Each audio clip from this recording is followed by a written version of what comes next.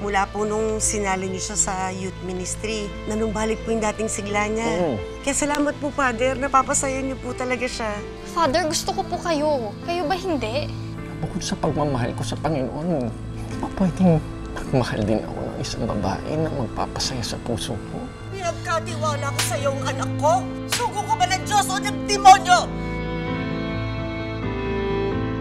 Ayon sa Radio Veritas Asia, meron tayong 11,000 priests na naglilingkod sa 80 million Catholics sa buong Pilipinas.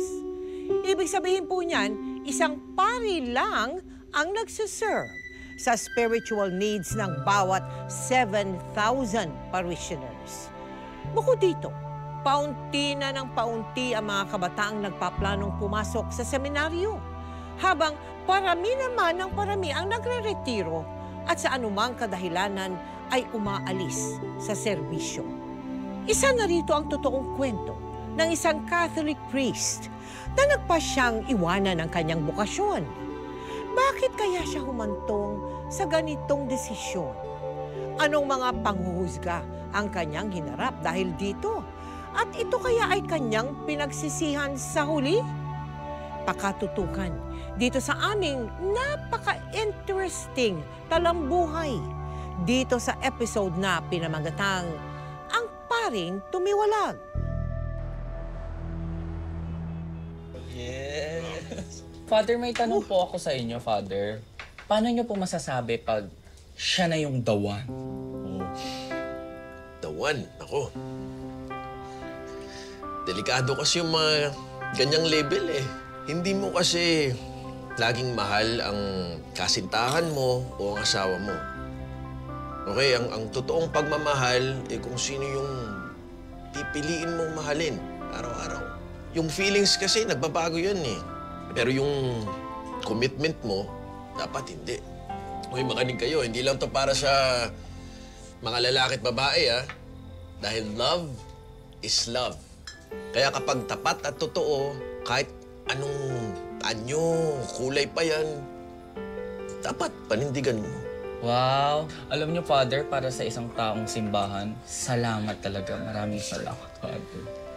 Alam nyo, birthday party ko to, ha? Hindi to pre-marriage seminar. Ginawa nyo pang tanungan ng love advices si Father talaga, ha? Muna kayo madaming tanong. Narinig niyo si birthday girl, ha? Ay, birthday tomboy. Pwede Birthday tomboy? Nga naman. Oh, siya, to celebrate the birthday tomboy, uling tagay ko na to kasi maaga pa ako bukas. Hindi po, Father, pero thank you so much po sa pagpunta, ha? Walang ano, ma'am, pero nauna na ako. Ay, wait lang, Father. Last na. Bigyan mo sa... Birthday mo? Bakla naman. Okay. Paano naman halimbawa lang ikaw naman yung pinana ni Cupido. Kahit ba nakasutana ka na, ano gagawin mo? Okay, sige. Humor ko yung tanong mo. Okay, sige, sabihin na natin yun nga yung nangyari. Kung mangyari man yun, siguro piliin ko pa rin yung calling ko. Again, commitment nga, di ba? Commitment. Ibig sabihin, araw-araw kong paninindigan si Lord. Pipiliin ko ang simbahan, pipiliin ko ang community ko. Grabe yung sagot ni Father, no? Ang showbiz. Dapat ang calling mo ata artista, Father. Thank you so much po. Thank you. Ewan ko sa inyo. Sige, mauna na ako. Father. Ay, nako. Ingat lang. Thank you. Thank you, Birthday Mom. girl. Thank you. Pasensya na. Di ko na ubusin talaga yan. Di ko na kaya. Uy, hinay-hinay kayo sa pag-inom. Ayoko. Moderately. Yes. Moderately. Thank you, Dad. Akin naman po kay Father. Uy, moderately nga daw. Sige, dito na lang yung yelo. O yan. Magandang araw. Father! Uy.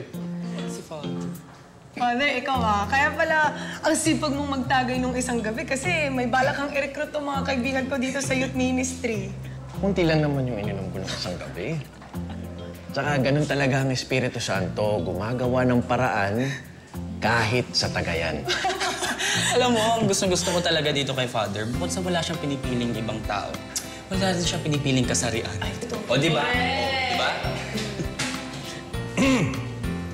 Morning! Ay, good morning po. Pablo! Father. Good morning po. Pwede makausap ko saglit? Ay po, sige po. Ano natin mo, Pablo? Father, Oh. napapadalas yata ang pagsama mo sa mga bakla at tomboy. At nakikipag-inuman ka pa sa kanila. Father, pari ka. Nakakahiya. Wala naman siguro masama kung sumama ako sa kanila. Hindi mo ba? Tsaka, Pablo, wala rin masama na uminom ng alak. Basta paminsan-minsan lang, hindi sobra. Maging ako. Mang Pablo, konti lang naman yung ininom ko. Tsaka isa pa, tingnan nyo. Marami akong nahikayat ng mga bata para makasama sa youth ministry natin. Hindi rin naman po kami evil, Mang Pablo. Evil. Hindi nga, pero asal demonyo kayo. Grabe naman po yung asal demonyo. Saan po nang galing yan? Sige, sumagot ka pa. Walang galang sa matanda. Alam niyo, Father, kapag kinonsinti niyo ang mga yan, hindi ako magtataka kung isang araw, katulad ka na rin nila. Pasensya na po, Mang Pablo, pero hindi ko kasi maiwasan na marinig yung pinag-uusapan niyo. Ang totoo po niyan, kabaliktaran po ang nangyayari. Si Father po ang nag-akay sa kanila dito, sa aming lahat. Kaya nga po kami nandito sa simbahan para maglingkod. Di po ba maganda yon?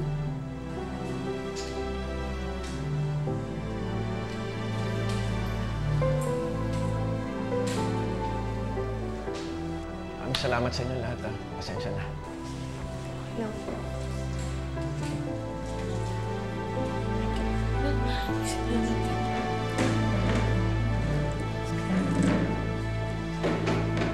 Henry, paano mo nalaman na meron kang calling para magpare? Unang-una, yung surrounding ko nung bata pa ako, yung bahay namin talagang malapit sa church. Okay. In fact, yung patio ng church, naging playground ko. So, almost every day meron akong interaction. Ang family? Actually, may dalawa akong religious sisters. And then yung guidance na rin ng parents, ng father and mother, they are very devout. Did you go through any struggles sa umpisa pa lang ng pagpapari mo? Yung usual struggles, napapagod ka rin, napo-frustrate ka rin kung may naririnig kang mga negative comments despite na lahat mo na ginagawa. Ilang taon ka na bang pare nung nakilala mo si Clarice? I was on my 10th year. Ang tagal in the na. priesthood 10 years ka ng 10 pare. years. After 10 years. Sa umpisa, tila inosenteng paghanga lang ang namamagitang kina Father Henry at Clarice. Isang dalagang humahanga sa ginagawa ng isang pare at isang pare na naaaliw sa lambing ng isang dalaga. Pero kapag araw-araw na kayong magkasama, nagtatawanan at nagpapalitan ng text messages, hindi nyo namamalayan yung wala lang may something na pala. Lalo na ang pagkakakilala ninyo sa isa't isa.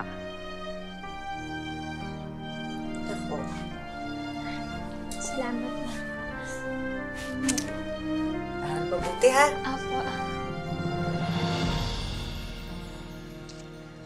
Ako, Aling Lorna, maraming salamat po dito sa banana bread.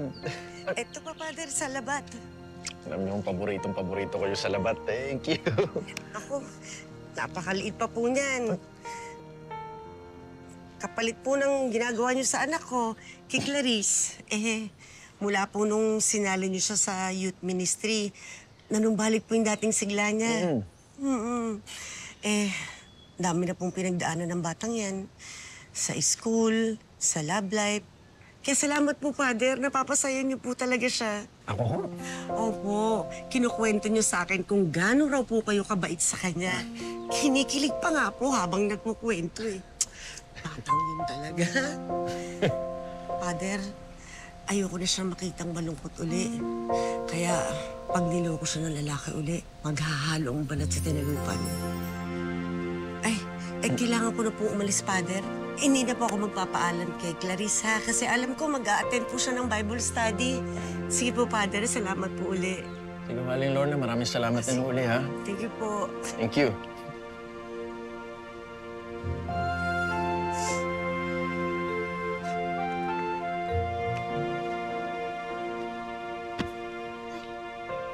Sorry, Clarice. Ay, hindi, Father. Sorry po, ako pa yung nakatama sa inyo. Nagmamadali po kasi ako kasi na-late na po. Father, ayoko na siya makitang malungkot uli. Kaya pag niloko siya ng lalaki uli, maghahalo ang balat sa tinalupan. Oo nga pala. Sige, sige. Sige po, Father. Sorry po ulit. Brother Roel, mauna na ako, ha? Sige. Sorry.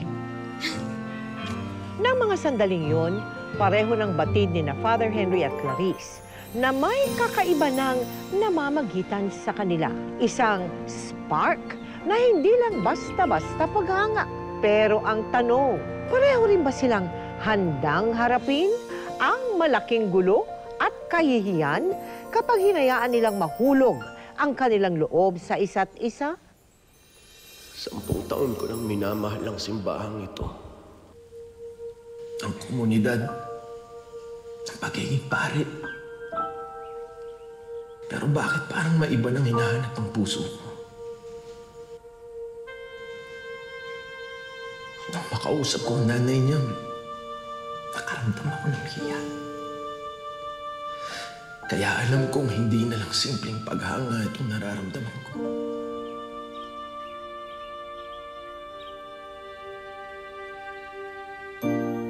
Father? Father, kanina ko pa po kayo hinahanap. Nag-try po kami magluto ni Joy ng biko. Sana po magustuhan niyo. Thank you. Father, kanina ko lang po nalaman. Pwede po pala mag-asawa ang pare. Pero hindi na daw po sila pwedeng maging active sa simbahan. Totoo po ba yun?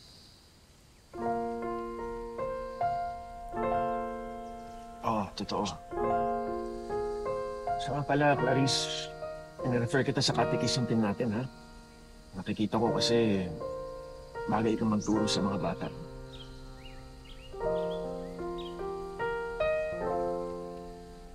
Father, napapansin ko lang po. Parang iniiwasan niyo po ako. Tapos ngayon, ililipat niyo po ako ng team. May problema po ba? Wala? Hindi, nagsasuggest lang naman eh. Nga pala, may gagawin pa ako, so mauna na ako. Father, sandali. Alam ko pong may problema. Father, alam niyo naman po kung gaano ko kamahal yung youth ministry. Gusto ko po yung grupong binuo niyo. Father, gusto ko po kayo. Kayo ba hindi? Clarice, gusto kita.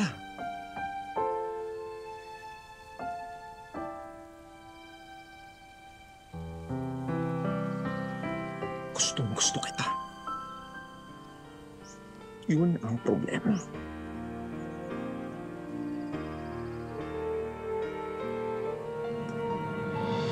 Salamat sa biko.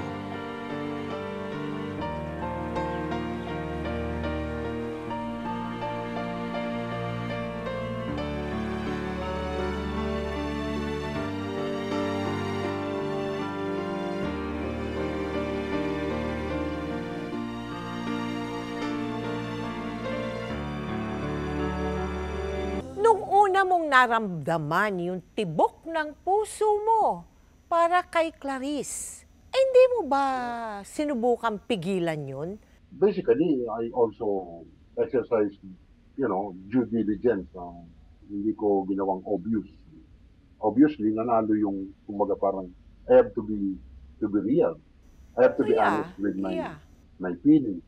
I have to be honest with my human person. Even sa kung ano ang nararamdaman ng puso ko. Joy, kailan pa nakabalik si Father from vacation? Today lang. Nakapagmisa na nga siya kanina eh. Kaso pinapatapon niya sa akin itong mga papeles na to. Kasi ang weird lang, kaya sisiguraduhin ko muna sa kanya kung sure ba siya na itatapon ko. Patingin.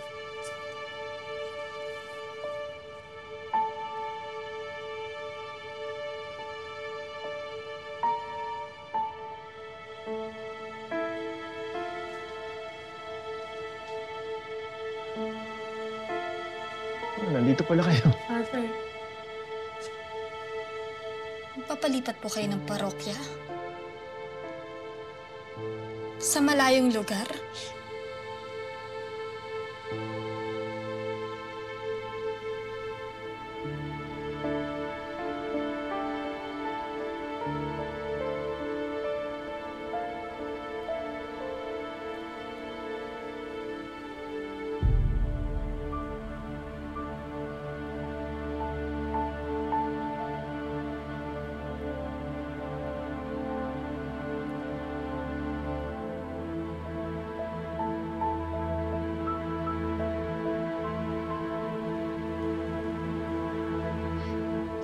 Alam kong wala akong karapatang umasa. Pero malinaw sa atin na meron tayong nararamdaman para sa isa't isa. Pero sana nagpakalalaki ka. Sana sinabi mo rin sa akin na gusto mo ako, kahit hindi mo kayang panindigan. Hindi yung bigla ka na nang aalis. Wala man lang paalam. Plano mo talagang umalis. Kasi mali ito.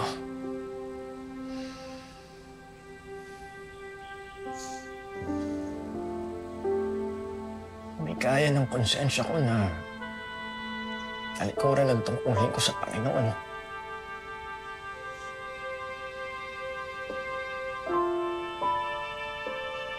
Susumpa ako ng parokya, Clarice. Pandidiri ang kanilang lahat. Tatanggalin nila ako sa pagkapare.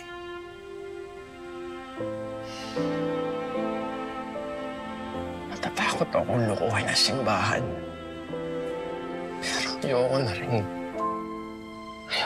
lukuhin ang sarili ko.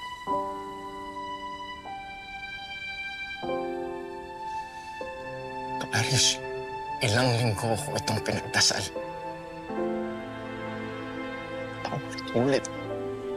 Ulit-ulit kong tinanong sa kanya. Na bukod sa pagmamahal ko sa Panginoon, hindi pa pwedeng magmahal din ako ng isang babae na magpapasaya sa puso ko. Kaya nandito pa rin ako. Hindi ako paalis. Yung mga dokumento na yung pinapatapon mo na kay Joy yun. Clarice, dahil mahal kita.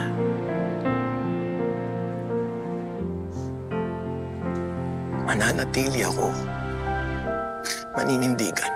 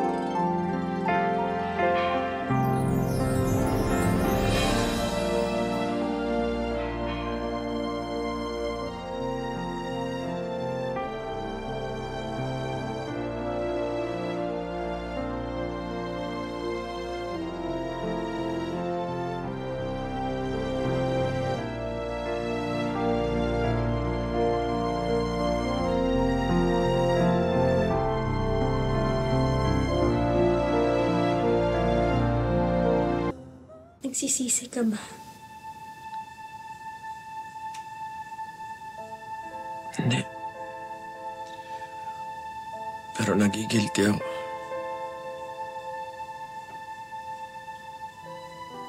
Para kasing di na ako tulad ng dati, Clarice. may nabasag sa sarili ko.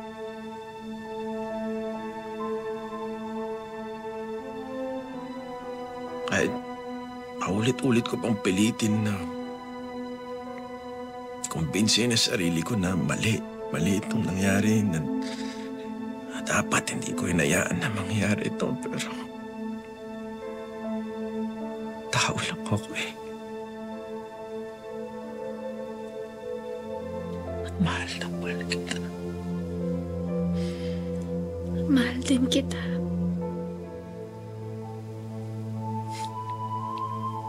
Papaalam na ako sa simbahan. Mag-aabogasya ako. Kaya ko naman eh. Magsimula uli. Kapag nakaysa natin lahat ng to, Clarice, bubuo tayo na sarili nating pamilya. Sigurado ka ba na kaya mong talikuran lahat?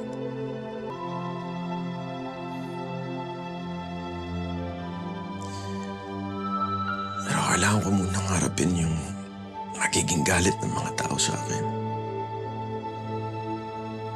Mga panguhusga nila. Kailangan kong aminin sa kanila na nagkulang ako.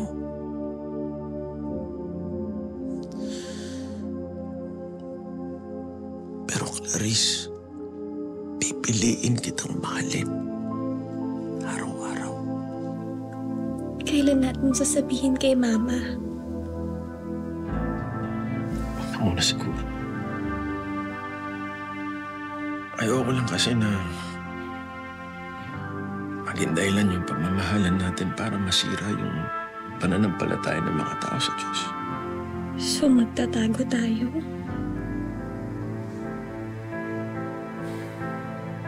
Siguro maghihintay lang ng tamang panahon. Di nagtatago, maghihintay lang tayo. Sa puntong yun, pinili na nina Henry at Clarice ang isa't isa. Pero madalas, ang kapayapaang galing sa kasalanan ay may malaking kabayaran na siya ring nagiging daan para lumantad ang katotohanan. Buntis ka? Sinong ama, Clarice? Sino? Sinong ama?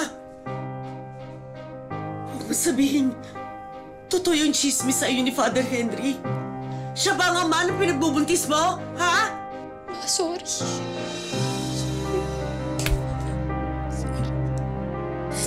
Anong demonyong sumanib sa'yo? Nagpabuntis ka sa pari pa? Bakit? Ginapang ko lahat para sa'yo.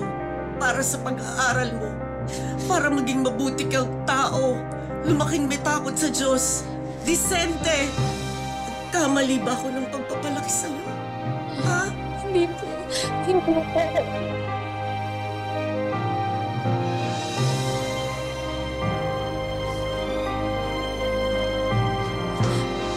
Paano mo haharapin yan ngayon?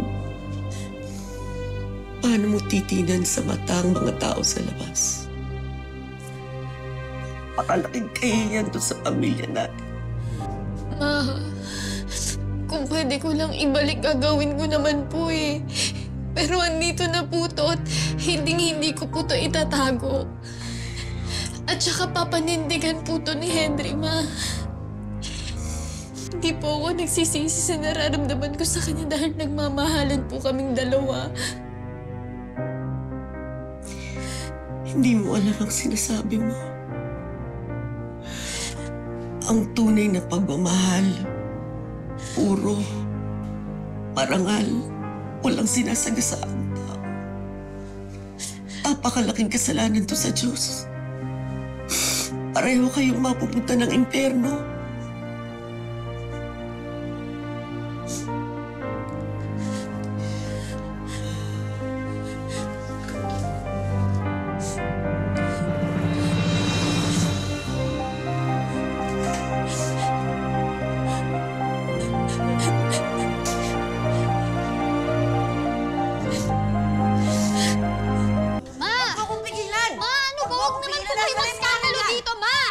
Ma, nakakahiya, Ma!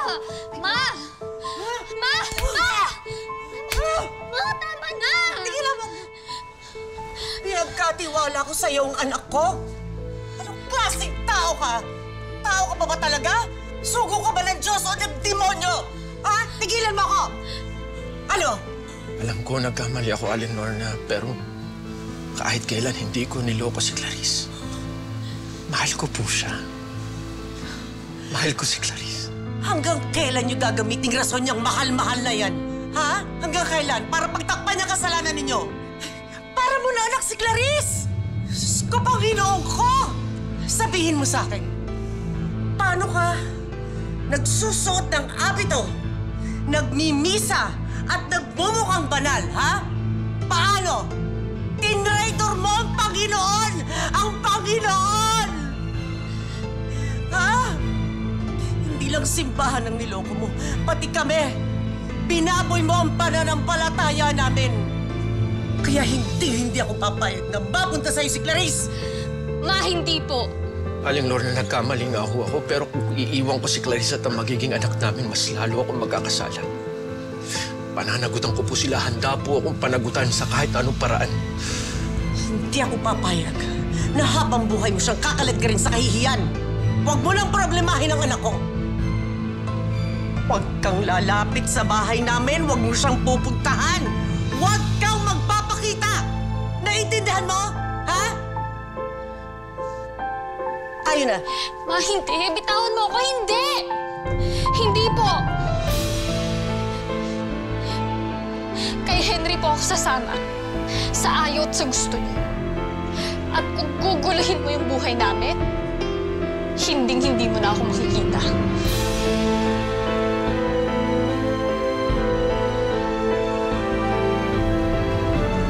Anak!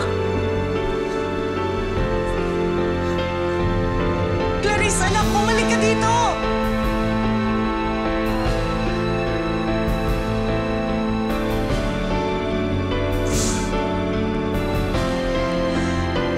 Clarice!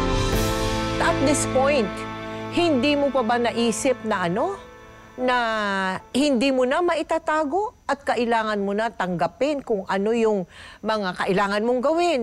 Yung time na yon, isa yun sa mga, yun na nga, sa mga lalo pa na nag-udyok sa akin para maging magpakatotoo. Oo. And, pero parang medyo na-set aside doon, mas priority ko yung health niya, yung status niya. So, yung ginawa ko, yung kung saan siya ipapa-check up, kung saan siya dadalhin na doktor and all, inano ko na yan, in-schedule ko na, prioritize ko yun. Oo. And I was able to do it.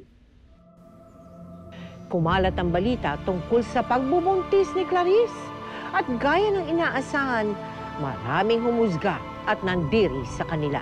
Para makaiwas sa mapanuring mga mata, inilayo ni Father Henry si Clarice habang tahimik niyang inayos ang mga obligasyon niya sa simbahan.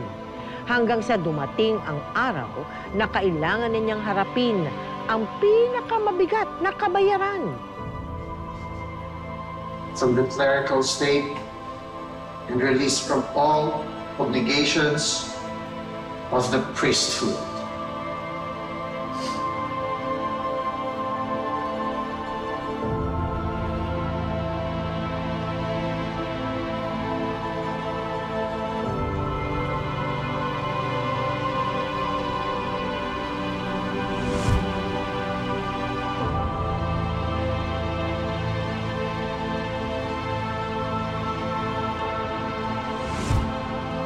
Patawarin niyo ako.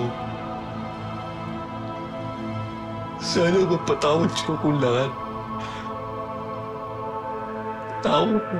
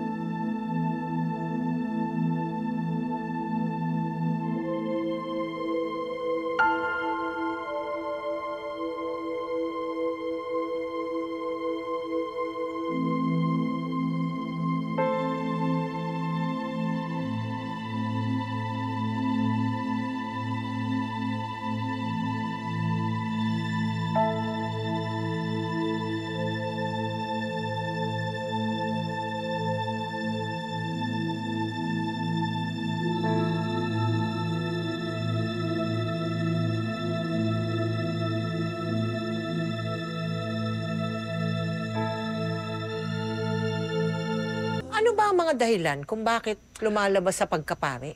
Number one, human nature. Meaning? Natukso ka. Natukso ka. Yun. Natukso ka.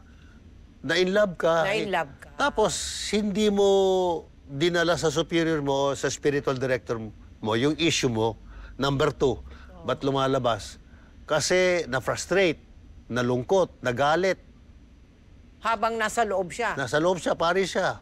Ang dami kasing mga sitwasyon na na-frustrate ka sa trabaho mo sa parokya. Marami kang kaaway doon na hindi mo nare-resolve yung conflict. Tapos number three, hindi mo kasundo ang superior mo, yung bishop mo. Naku. Marami pong ganyang kaso. Pwedeng ang pinag-aawayan, prinsipyo. Yes. Papagalitan ako ng obispo mo kapag wala kang ginagawa, kapag tamad ka. Tamad ka. Teka, balikan natin to si Father Henry, no? Ano yung procedure na sinusunod ng simbahan pagka merong ganyang kaso? Normally, kapag ang pare nagkaroon ng anak, ay sususpendihin at pwedeng palabasin. Okay? Kasi yung kaso niya, nagkaanak, no? Pero bago makarating sa puntong yon, kung nai-inlove pa lang, ang dapat gawin ng superior ng pare, kung hindi pa nagsasabi to, kasi ang problema, yung nai-inlove, hindi nagsasabi. Oo nga. Kasi masyadong personal yan eh. Kung hindi mo naman sinadyang ma-inlove, di ba? Pinoproseso mo, hindi mo pa proseso, hindi mo pa sasabihin maski na kanino yon. Pero there's a very thin line between deciding not to continue and not deciding, and then you just continue slipping into that ravine. Kaya yung thin line na yun, wag mo nang payagan ang sarili mo na unti-unting mag-slide. Doon pa lang sabihin mo, teka muna. It happened to me. I had to tell a friend of mine na we were getting too affectionate. I'll tell her, I think we should not see each other anymore. Because I'm beginning to like you very much. Ganun pa lang, feelings pa lang. Wala pang mga crossing of the boundaries. Oo nga.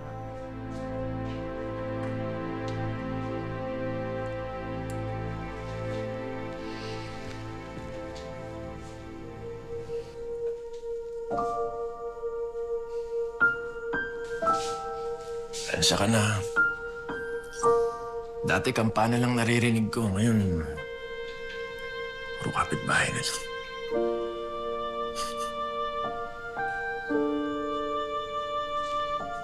Ang lagi nilang inuungkat yung kasalanan mo.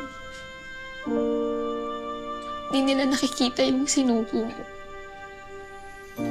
Yung pagiging pare mo. Binigay mo yung buong puso mo sa Diyos at sa ibang tao. Lahat ng yun nawala dahil pinili mo ko. Sorry. Sorry, Henry. Sana patawarin tayo ng Diyos.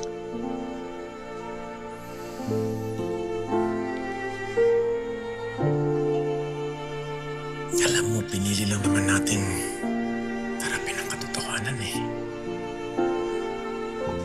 Pero kahit ganun pa man, walang kahit na sino na pwedeng magdikta sa atin kung sino tayo bilang tao o bilang anak ng Diyos.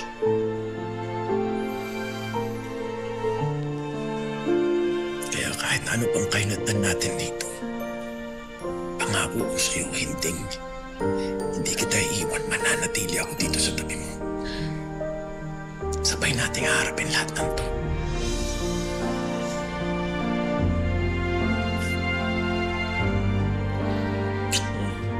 Naging tahimik ngang hinarap ni na Henry at Clarice ang bunga ng kanilang mga desisyon. Nanganak si Clarice ng ligtas at sa kabila ng mga panghuhusga, nanatiling matatag si Henry. Hindi na bilang isang pare, kundi bilang asawa, ama at haligi ng tahanan. Mas naging buo sila ni Clarice sa bawat pagsubok na pinagdaanan nila at sa bagong yugto na kanilang haharapin.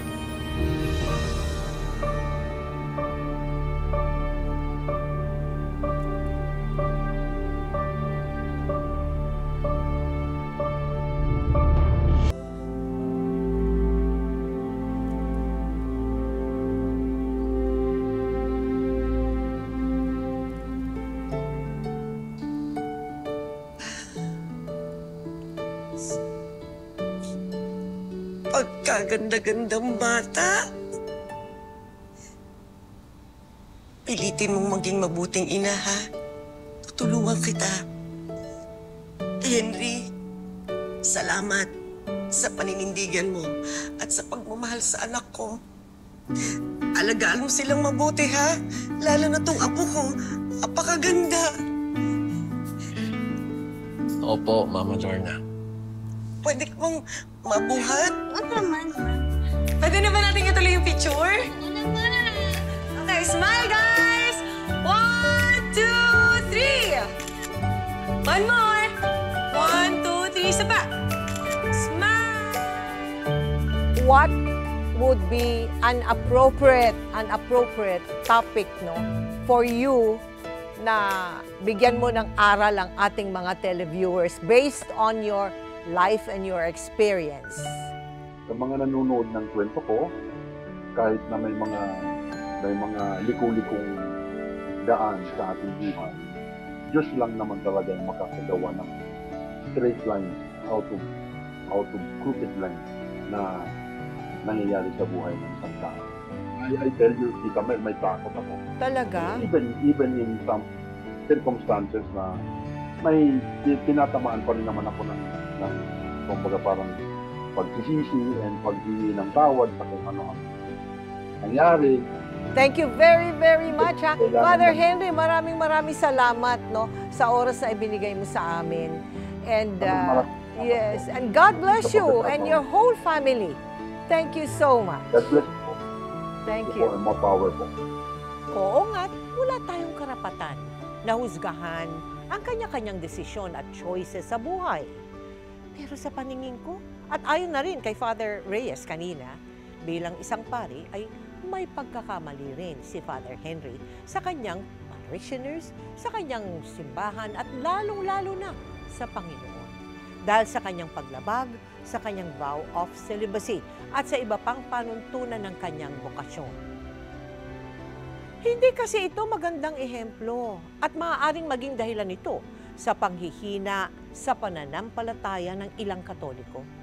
Kaya mainam na natutunan natin ngayon mula kay Father Reyes na ang mga gawaing ganito ay hindi pinapabayaan ng simbahan at sadyang may mga alituntunin silang dapat sinusunod at ipinatutupad para manatiling matibay ang ating pananampalataya sa ating simbahan at lalong-lalo na sa ating Panginoon. Ngayon, bukas at magpakailanman.